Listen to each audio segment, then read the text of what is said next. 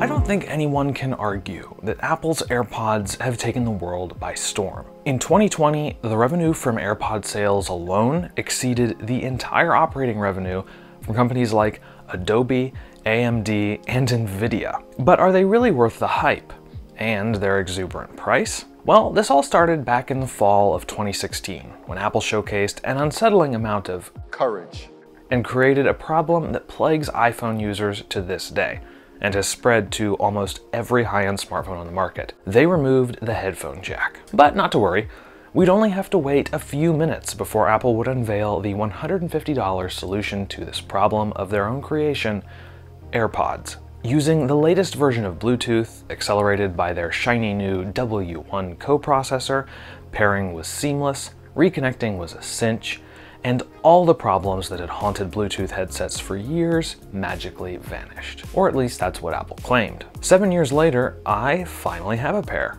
These are the AirPods 3rd generation. While the first generation was basically a Bluetooth version of the EarPods Apple had been selling at $30 for years, which made their $150 sticker price all the more painful to swallow, this 3rd generation is actually a sizable improvement. Each stem has a built-in pressure sensor that detects your pinch and lets you control Siri, play pause, and fast-forward rewind, and they are by far the best implementation of on-earbud controls I've ever used. Physical buttons are a bit finicky, capacitive touch sensors are nice, but they tend to be too sensitive in my experience, but these pressure sensors are just right, and the audible click to confirm you've pressed them makes for the most perfect earbud controls I've ever used.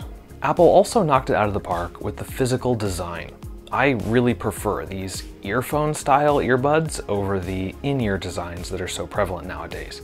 And the squircle-shaped case makes them really comfortable to stash in the watch pocket of most jeans. The sound quality has also come a long way, but they're far from neutral. Bass and treble frequencies are emphasized quite a bit, while the lower mids are somewhat recessed. I personally don't love the way they sound, but it's a sound signature that will likely appeal to most people. The quality of the sound is fine too, until you consider the price. At $180, the quality is about on par with the Feil Snow Lotus wired earbuds that I've had for years now, which cost about $10 on Amazon, and they have a much flatter sound signature to boot.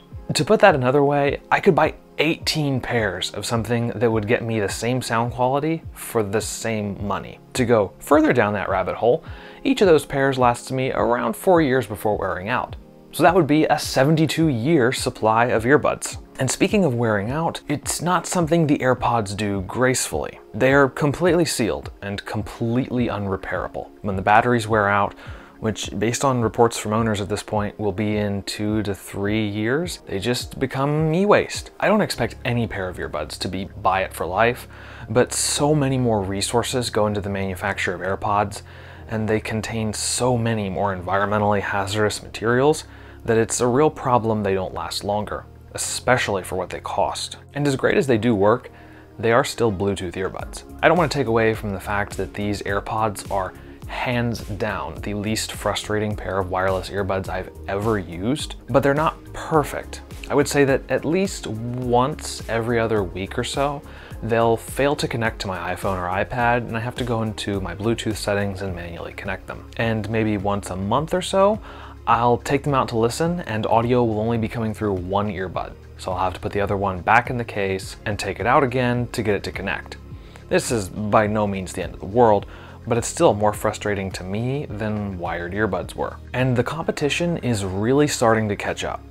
Back in 2016, the state of Bluetooth accessories was far more dismal than it is today. They existed and worked, but pairing and connection hiccups were a common occurrence. Lately though, that's not so much the case. I picked up a set of One More Comfo buds to use for turn-by-turn navigation when I'm on my motorcycle, and they've worked every bit as reliably as these AirPods have. They're just as unrepairable, but at least they were only $60. I don't want this to sound too negative though. The AirPods have clearly struck a chord with consumers, and rightly so. True wireless earbuds in general are a really cool technology, and for something like working out, they are indisputably better than wired earbuds. I just wish we still had a choice a choice that didn't require a fistful of dongles. And for their premium price, I wish Apple had done more to address the environmental concerns that unrepairable true wireless earbuds bring to the table. For the amount that Apple spends on R&D, I feel like this is something they could solve. Of course, if they did make them repairable, then they couldn't sell you a new pair in 2 to 3 years. So are they worth it? At the end of the day, that's up to you. They work very well, and if you get a pair, I am sure you'll be happy with them, just like everyone else has been.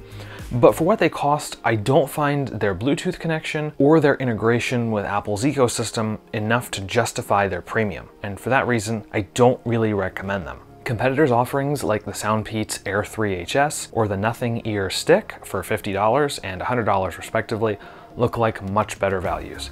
And they are what I'll be purchasing when my AirPods inevitably stop holding a charge. As always, thank you guys so much for watching. If you liked the video, hit like, get subscribed, and ring the bell so you get notified when I post new videos. And I will see you guys in the next one.